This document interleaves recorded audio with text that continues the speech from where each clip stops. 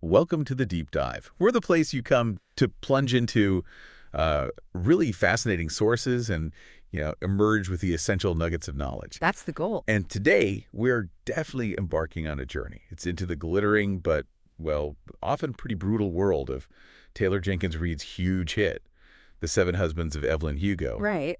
And you should probably forget what you think you know about, like, celebrity tell-alls, because this book is something else. It's a gut-punching Hollywood epic, really. It really is. Reading it, it does feel like watching this amazing Technicolor sunrise that then, boom, without any warning, just turns into an eclipse. It's quite something. Oh, yeah. That captures it. And so our mission for this deep dive is kind of to pull back that velvet curtain, and reveal how this novel, with all its intoxicating allure of golden age Hollywood and that irresistible pull of a celebrity spilling secrets, how it acts almost like a gateway drug. A gateway drug. How so? Well, beneath all that glamour, it's masterfully exploring these really profound universal themes. We're talking love, grief, ambition, and importantly, the true cost of being seen, but maybe even more, the higher cost of being hidden.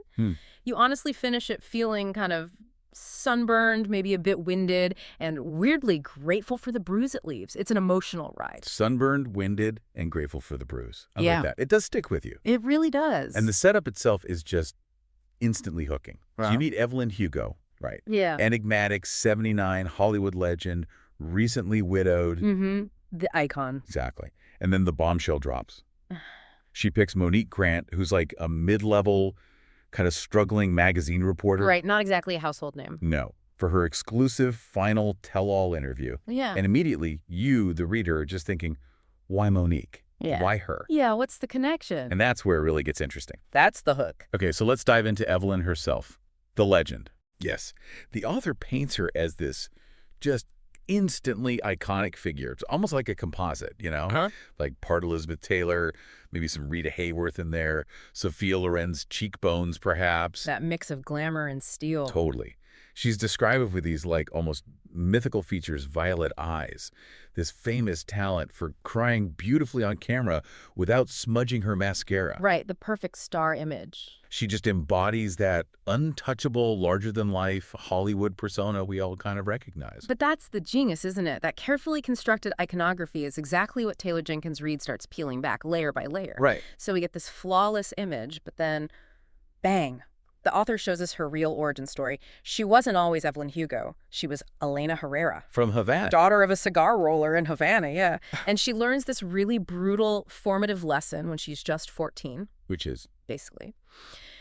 The world will forgive a woman anything if she is beautiful enough, and nothing if she is not. Ooh, wow. Yeah, and so her real superpower, if you like, wasn't just her beauty, though obviously that helped. It was her calculation. Calculation. Interesting. Her ability to just walk into a room, size up the erotic economy, as the book puts it, in seconds, and then trade on it. Wow. And it's crucial, I think, that this calculation isn't really framed as her being a villain. It's more a strategy for survival in a really tough world. A lovely tough world. Exactly. And then it evolves, it becomes her art than just habit. And finally, maybe a kind of cage, a gilded one, but still a cage.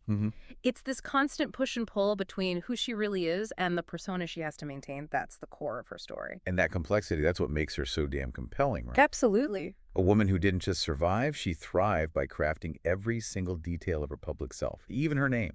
Elena Herrera becomes Evelyn Hugo. Every step was deliberate, calculated. Okay, so let's talk structure, because the way this story is told is also pretty ingenious. Oh, definitely. It uses, like the review said, tabloid as a time machine.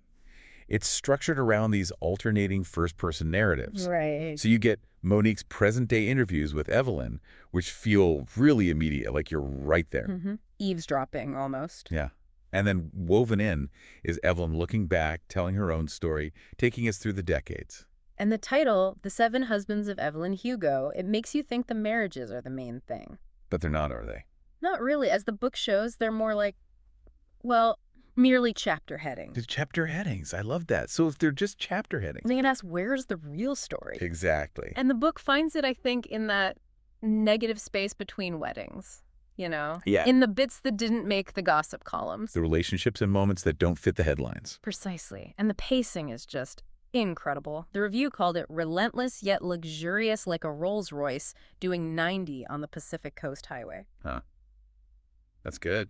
It is.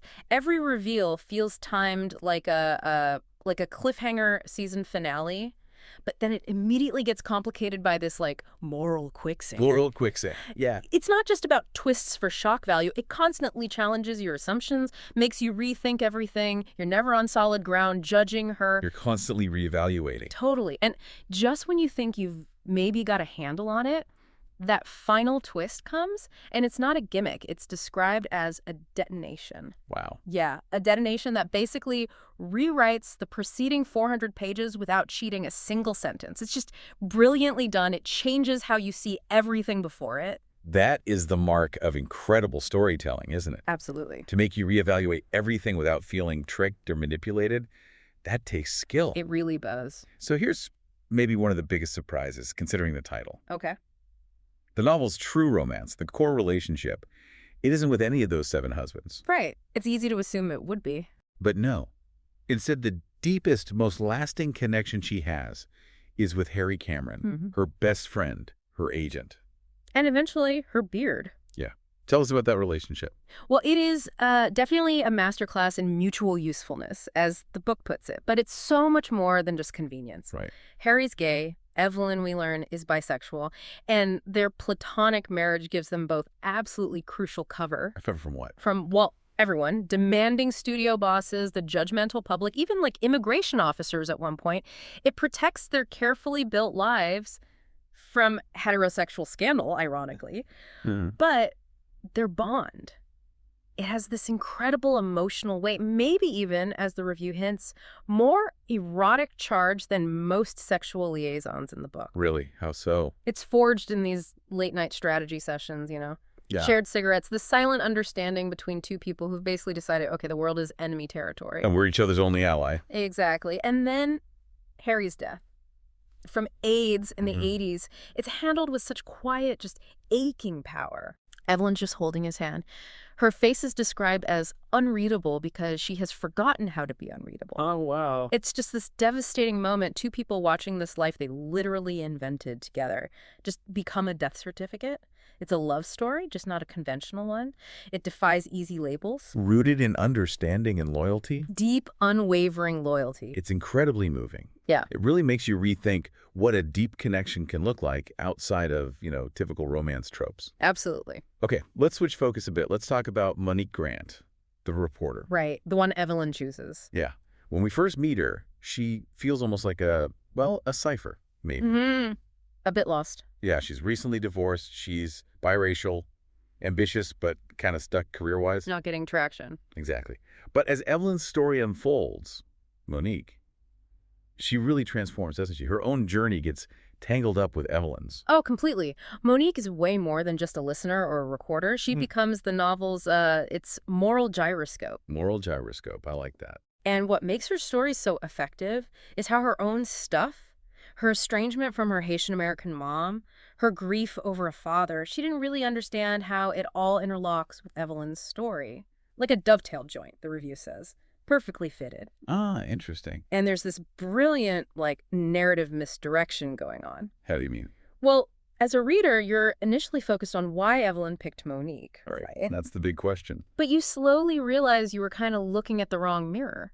The real point isn't just why Evelyn chose her, but what Monique's own story reveals about Evelyn and about us, the readers. Ah, yeah. Monique's journey basically mirrors ours. We become, complicit in the consumption of celebrity, then we're shocked by the human cost, and then we're forced to decide what to do with the knowledge. The knowledge that every icon is, someone's daughter, someone's tragedy. Someone's weaponized memory. Exactly. Her transformation forces us, the readers, to really confront our own relationship with these stories we consume. That's a really powerful connection the author makes between the character Monique and us. It really is. It gets you thinking about how we engage with celebrity narratives and who the people behind the headlines really are. Definitely. Which leads us nicely into some of the book's big themes.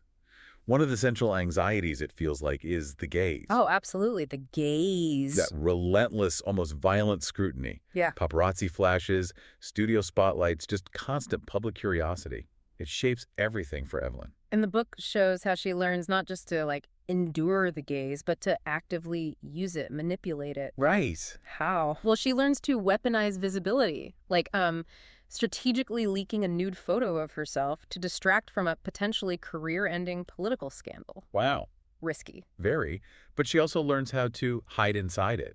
Like engineering a fake feud with another actress. Why? To cover up something deeply personal and real, like having an abortion, which would have been ruinous back then. So it's all strategy. It connects back to the husbands, too. Those 7 husbands, maybe they weren't romantic failures after all. Maybe they were strategic diversions. Diversions. Yeah. Each wedding bought her freedom, maybe freedom to love who she really chose in private. Each divorce bought her autonomy, made her seem independent. The novel kind of argues that, for someone like her, secrecy is not cowardice, but armor. Armor? Yeah. And maybe the most radical act a star can perform is to keep something for herself, even if that something is her own name, her original name. Elena Herrera. Exactly. It's a really deep commentary on performing identity and the price of privacy when your life is public property. That completely reframes how you might look at public figures. It does. Makes you wonder what's really going on behind the carefully managed image. Always. Okay, can we just take a moment to appreciate the writing itself? Taylor Jenkins Reid's craft. Yes, please. The prose is described as magazine smooth, but never vapid. It's just packed with these incredibly vivid images. Like what? Give us some examples. Okay, like a red carpet dress being the color of arterial blood. Oh, striking. Or a Hollywood party as a chandelier of teeth. Ah, perfect. And Evelyn's description of her first orgasm. Unforgettable. I came like a house on fire, and when it was over, I could see the foundation was still standing. Wow, that's vivid and powerful. Right, it's just so evocative. And what's really impressive is that this glossy, punchy writing isn't just surface level. It's built on really meticulous but never showy historical research. You feel the history, but it doesn't feel like a textbook. Not at all. She weaves in details about, the Hays Code, the blacklist, the big shift from Technicolor to Panavision. Even subtle things, like how Cuban accents are sort of flattened into exotic by dialect coaches who had, never left L.A. Right. And Evelyn's own Cuban heritage plays a big role. Huge. It's handled with such nuance. It's shown as both an asset and liability for her. How so? Well, she learned to pass as white when the studios needed her to. But then she'd lean into this manufactured Latin Spitfire persona for certain roles. Playing the game. Totally. All while, quietly sending money back home to family in Havana while publicly having to denounce Castro. Complex choices. And the novel, crucially, never moralizes her choices. It doesn't judge her. It just documents the tax levied on identity by empire. It shows the cost. The cost of existing in that system, yeah. Exactly. Now, given all that drama, the husbands, the secrets, the tragedies, some people might say, okay, this kind of veers into soap opera territory. Right. That criticism does come up. Too many tragedies, too many weddings. So what's the counter to that? Well, I think the insightful counterargument is that melodrama is the native language of Hollywood. Oh, okay. It's how stories were told, how stars were built, how scandals played out, both on screen and off. So accusing the book of being too much, too melodramatic, it's kind of like accusing a sunset of being too orange. Huh. I love that analogy. Because the excess is the point. The only way to survive a system that just chews up nuance, that demands these huge dramatic narratives. Is to become larger than life yourself. Exactly. The book embraces that theatricality. It's not a flaw. It's actually essential to understanding Evelyn's world and her survival within it. It feels authentic because of the melodrama, not despite it. That's a really brilliant way to look at it. Totally reframes that potential criticism. Yeah, I think so. Okay, finally. The reckoning, the ending, the legacy. The big finale. We hunted before at this powerful final twist. Evelyn's greatest love wasn't Harry. No. It was someone else. And without spoiling who, the review says this reveal doesn't just rewrite the plot, it rewrites the genre. It really does shift everything. Yeah. Well, the book transforms. What you thought was maybe just a really juicy celebrity memoir suddenly becomes, a coming-out story, a grief memoir, a treatise on the cost of staying closeted, all at once. It deepens everything that came before. Absolutely. And Monique's reaction to finally learning the truth, It's described as tears, then laughter, then the decision to write the truth. And that sequence, it perfectly mirrors the reader's experience, I think. You go through that whole emotional roller coaster with her. Yeah.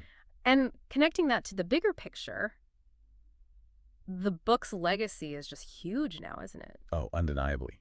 It's everywhere. It's not just, a book talk phenomenon or a standard book club staple. It's genuinely become this gateway drug for readers who swore they hated romance. Because it offers so much more. Exactly. It pulls people in with the character and the mystery and the emotion. Yeah. And maybe more significantly, it feels like it's shifted the grammar of celebrity confession. How so? It leaves us with this really profound, lingering question. What if the mask is the memoir? What if the performance is the story? And the truth? Maybe the truth is something we only glimpse when the spotlight burns out. Wow. That makes you question every public story. Right. Look beyond the surface. So, summing up, this book, it really is a glitter bomb. Glitter bomb. Dazzling when it hits you, pulls you in with all the glamour and secrets. But then after you finish, you realize it's left this shrapnel that keeps working under the skin. It stays with you. It doesn't ask you to forgive Hollywood, not really, or even to love it. But it does ask you, I think, to recognize that every icon is a human being. Who learned to survive the spotlight by becoming the light itself. Yeah. Yeah, just powerful, unforgettable. It really is. And maybe that leaves us with a final thought, a question for you, the listener, to maybe mull over sometimes. Maybe the only way to tell the absolute truth, the deepest truth, is to wrap it in sequins. Serve it with champagne. Let the audience think they're just being entertained until they slowly realize they're actually being kind of destroyed or at least deeply changed by the story they just consumed. So I'd challenge you, next time you look at old Hollywood photos or, frankly, any public persona today, look with fresh suspicion. See every perfect starlit smile, not just as happiness, but maybe as a door slamming shut on a secret. Wow. See every leading man's arm around her waist, not just as love, but maybe as a barricade keeping the world out. That barricade, wow. Because that feeling, that ambiguity, that performance, that the novel whispers is the most Hollywood ending of all. What a perfectly provocative, almost haunting note to end on. Well, whether you're fascinated by old Hollywood or curious about celebrity or just want a story that will absolutely grab you and not let go, The Seven Husbands of Evelyn Hugo delivers so many layers of truth, illusion, human cost. Definitely recommend it. We absolutely do. Go pick it up, discover its secrets for yourself, and thanks for diving deep with us today.